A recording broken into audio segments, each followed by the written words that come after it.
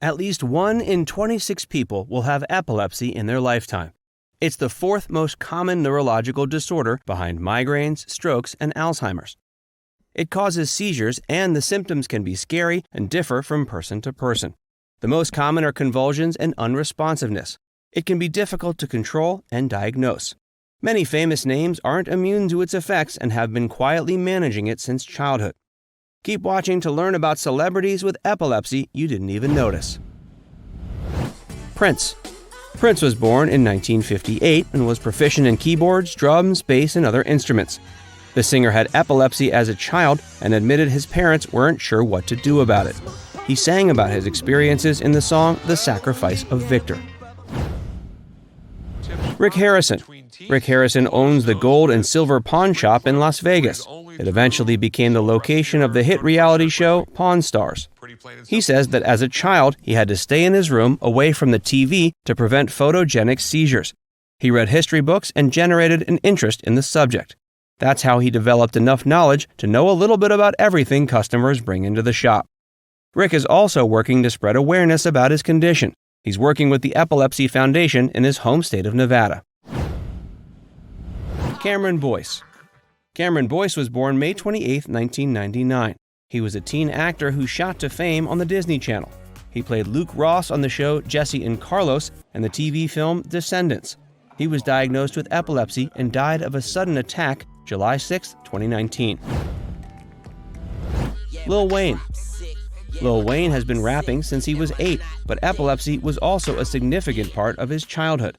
He revealed his condition in March of 2013 after several seizures put him in the hospital. Like many epileptics, Lil Wayne can't explain what happens during them because he blacks out. He's even mentioned them in a few tracks. Danny Glover. Danny Glover is an actor best known for playing Roger Murtaugh in the Lethal Weapon films.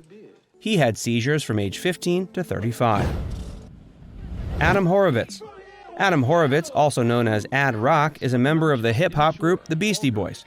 He's had epilepsy for years and has even experienced a grand mal seizure. They cause contractions and a loss of consciousness.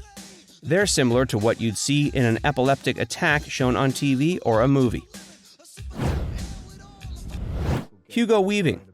Hugo Weaving is an Australian actor who's been in several popular film series, including The Matrix and Lord of the Rings.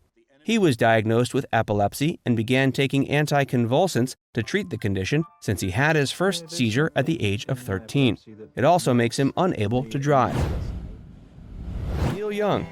Neil Young has been a member of popular bands like Buffalo Springfield, Crosby, Stills, Nash & Young, and as a solo artist.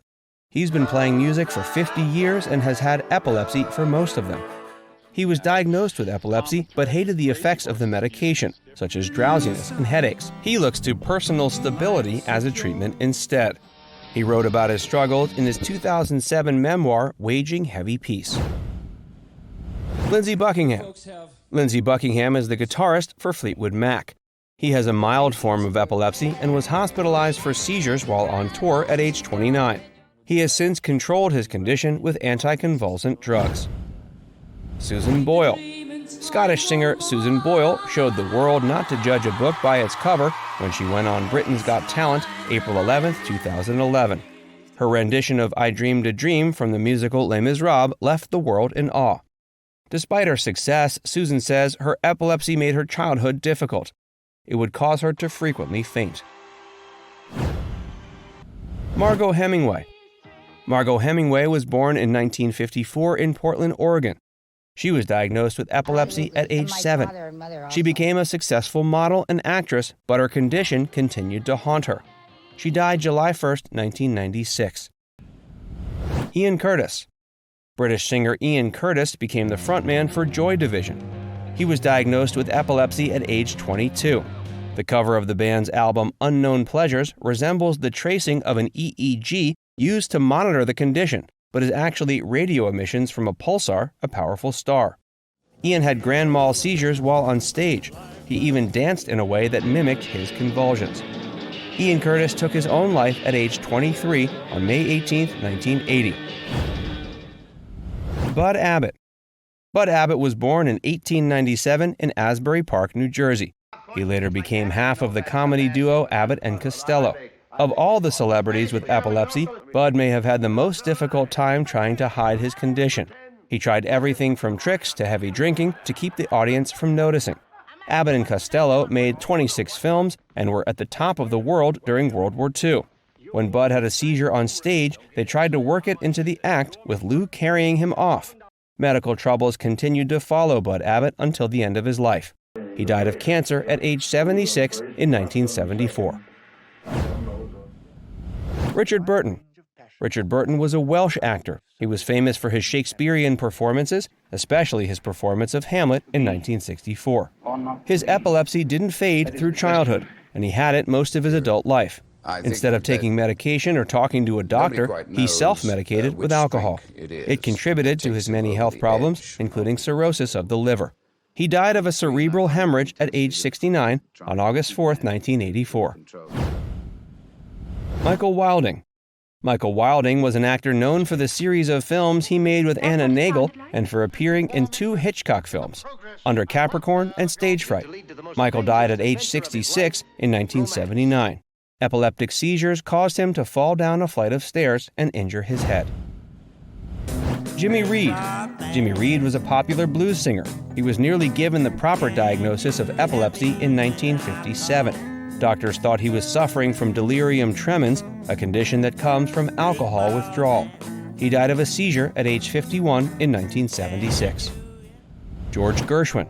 George Gerswin was one of the most prolific composers in all of musical history, making hits like American in Paris and Porgy and Bess. He was diagnosed with epilepsy and pushed through it until his tragic death at age 39 years old in 1937. Truman Capote.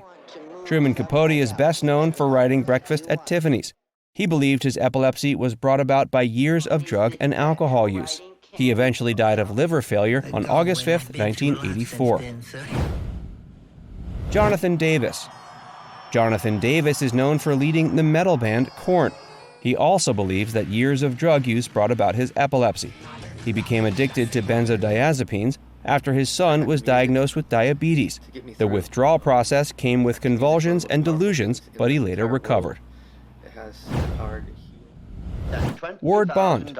Ward Bond appeared in over 200 films, including It's a Wonderful Life and The Searchers. He's best known for his work on the series Wagon Train from 1957 to 60.